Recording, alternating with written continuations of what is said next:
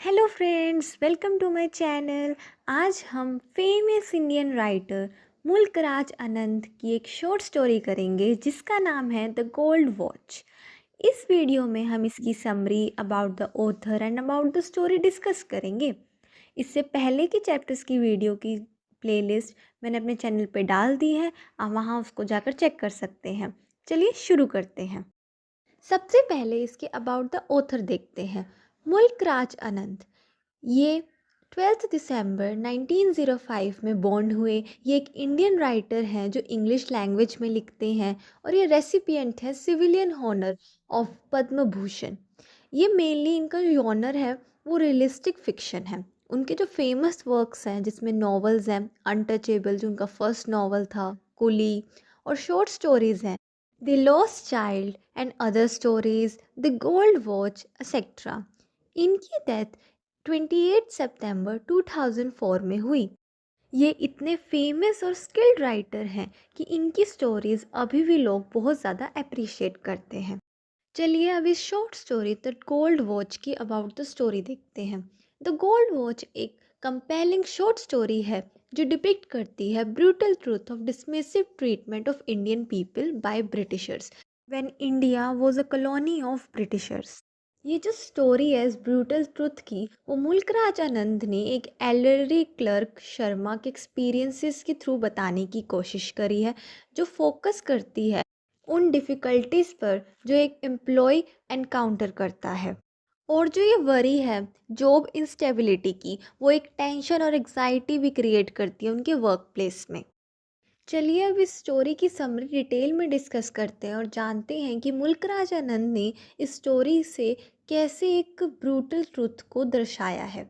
मुल्क राज आनंद की जो ये स्टोरी है द गोल्ड वॉच वो इमोशंस को एक्सप्लोर करती है of a 50 year old clerk की जो प्री मैच्योरली रिटायर हो रहा है वर्क से। एक्चुअली जो स्टोरी का प्रोटैगनिस्ट है मिस्टर शर्मा वो 50 ईयर्स ऑफ एज के हैं, और लेकिन जो रिटायरमेंट की एज है वो 55 ईयर्स है, लेकिन उन्हें 50 ईयर्स की एज में ही रिटायर कर दिया जा रहा है। और जो इस स्टोरी का नरेटर है वो एक विविड इमेज पेंट कर रहा है उस इम्पोवरिश्ड इंडियन क्लर्क का जो एक ब्रिटिश फर्म में काम कर रहा है, और जो वहाँ के वाइट साहिब हैं वो अनकंसर्न्ड है उस पुअर मैन की कंडीशन को लेकर। जो मिस्टर एक्टन है वो जनरल मैनेजर है हेनरी किंग एंड कंपनी के, जो अप्रोच करते हैं श्रीजुत सुदर्शन शर्मा के टेबल को और उसको इन्फॉर्म करते हैं कि वो उसके लिए एक स्पेशल गिफ्ट लेकर आए हैं लंदन से, और उसको जो है उसके ऑफिस आना पड़ेगा 2 दिन में उसको रिसीव करने के लिए। शर्मा बहुत कंफ्यूज हो जाते हैं और सोच नहीं पाते हैं कि मिस्टर एक्टन की क्या इंटेंशंस हैं। मिस्टर एक्टन शर्मा पे स्माइल करते हैं और ये स्माइल उसके लिए एक मिस्ट्री हो जाती है। इस स्माइल के पीछे का कारण जानने की कोशिश करते हैं लेकिन उनको ये आइडिया नहीं हो पाता है। वो ये नहीं सोच पाते हैं कि 25 मेंबर्स थे उस डिस्ट्रीब्यूशन डिपार्टमेंट में और सिर्फ मिस्टर शर्मा को ही क्यों चूज़ किया गया। मिस्टर शर्मा ने इस कंपनी को अपने 25 ईयर्स ऑफ सर्विस दी है।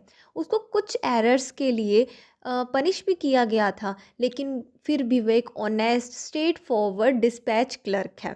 और जो अकॉर्डिंग टू कॉर्पोरेट स्टैंडर्ड है retirement age for all employees is 55 years, और शर्मा भी सिर्फ 50 ईयर्स के हैं।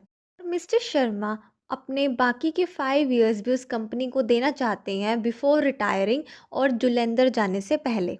मिस वायलेट डिक्सन जो एक एंग्लो इंडियन टाइपिस्ट है उस कंपनी में, वो बहुत ज़्यादा ईगर हो जाती है कि जनरल मैनेजर ने क्या इन्फॉर्म किया है मिस्टर शर्मा को। मिस्टर शर्मा को 2 डेज़ के लिए वेट करना पड़ता है कि जनरल मैनेजर उसके लिए क्या लेकर आए हैं लंदन से। जो 2 डेज़ उसके लिए वेट करने को होते उसके लिए बहुत ज़्यादा साइकोलॉजिकल टॉर्चरस थे। मिस्टर शर्मा की क्यूरियोसिटी इतनी ज़्यादा बढ़ चुकी थी कि वो बिल्डिंग से गए और मिस्टर एक्टन से मिलने गए जो वो उस टाइम पे ड्राइव कर रहे थे। जनरल मैनेजर ने उसके ऊपर वेव नहीं किया बल्कि उसके ऊपर और अच्छे से स्माइल करी, और उसने शर्मा को इन्फॉर्म किया कि वो एक गोल्ड वॉच लेकर आए हैं जिसके ऊपर एक इंस्क्रिप्शन है। मिस्टर एक्टन की एंटिसिपेशन जो उसकी क्वेरी की थी उसने शर्मा को और ज़्यादा ऑफ बैलेंस कर दिया। मिस्टर शर्मा को इंस्टेंटली रियलाइज हो गया ट्रुथ। जर्नल मैनेजर ने उसको रिक्वेस्ट की कि उसको रिटायर हो जाना चाहिए सर्विस से। जो ये थॉट था प्री मैच्योर रिटायरमेंट का, मिस्टर शर्मा की सारी एम्बिशंस डैश्ड हो गई।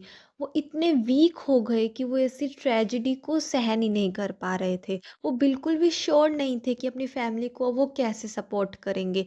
उनके पास बहुत ज़्यादा कम प्रोविडेंट फंड था और उसको बहुत ज़्यादा स्ट्रगल करना पड़ेगा अपनी जो फैमिली की नीड्स को मीट करने के लिए। जब वो वापस घर आया, उसने बहुत अच्छे से ट्राई किया अपने इस टेरर को, अपनी इस दुख को अपनी फैमिली से छुपाने के लिए। और सैटरडे नाइट को वो अपनी वाइफ और अपने सन को राम सर्कस में लेकर गया। मिस्टर शर्मा ने वहाँ बहुत कम खाया और वो मतलब मैक्सिमम टाइम वो लॉस्ट ही था अपने थॉट्स में। तो इसीलिए उसकी जो वाइफ थी उसको लगा कि कुछ तो गड़बड़ है और उसने अपने हस्बैंड से पूछा कि क्या प्रॉब्लम है।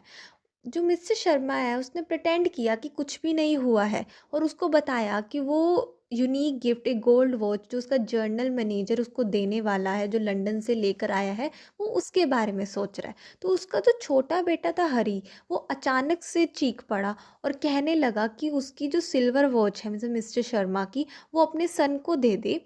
और शर्मा ने उसको एश्योर किया कि वो उसको अपनी सिल्वर वॉच दे देगा। और बिल्कुल नर्वसनेस से अगले दिन शर्मा जो है जर्नल मैनेजर के ऑफिस में टाइम पर पहुंचा। मिस्टर एक्टर ने उसको गोल्ड वॉच दी और ये दिखाने की कोशिश करी कि वो अप्रिशिएट कर रहे हैं उसकी, मिस्टर शर्मा की dedication to Henry King and company. Mister Sharma वो इतने स्पीचलेस थे कि वो थैंक यू सर भी नहीं बोल पाए। और मिस्टर शर्मा ने वो जो वॉच है उसको नीचे गिरा दिया। मिस्टर एक्टर ने उस वॉच को उठाया, उसको ठीक किया और उसको देखा कि ये तो चल रही है।